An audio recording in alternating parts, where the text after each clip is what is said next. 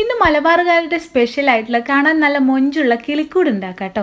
അതിനുവേണ്ടി ഒരു പാനിലേക്ക് കുറച്ച് ഓയിൽ ഒഴിച്ചു കൊടുത്തിട്ടുണ്ട്. 2 സവാള കട്ട് ചെയ്തതും ഉപ്പും ചേർത്തൊന്ന് വഴറ്റിയെടുക്കുകയാണ്. പിന്നെ ഇതിലേക്ക് ഇഞ്ചി വെളുത്തുള്ളി പേസ്റ്റ് കൂടി ചേർത്ത് ഒന്നുകൂടി വഴറ്റിയെടുക്കുന്നുണ്ട്. പിന്നെ പൊടികളായിട്ട് ചിക്കൻ മസാലയും കുരുമുളക് പൊടി മഞ്ഞൾപ്പൊടി ഇട്ടിട്ട് ഒന്ന് വഴറ്റിയെടുക്കുക.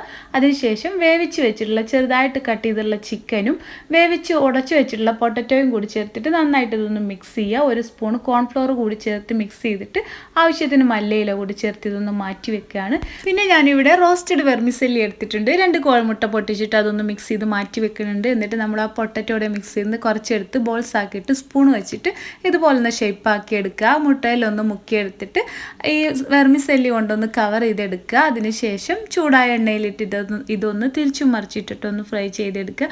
ഒരു മീഡിയം ഫ്ലെയിമിൽ വെച്ചിട്ട് കരിയാതെ ഇതൊന്ന് ഫ്രൈ ചെയ്തെടുക്കുകയാണ്.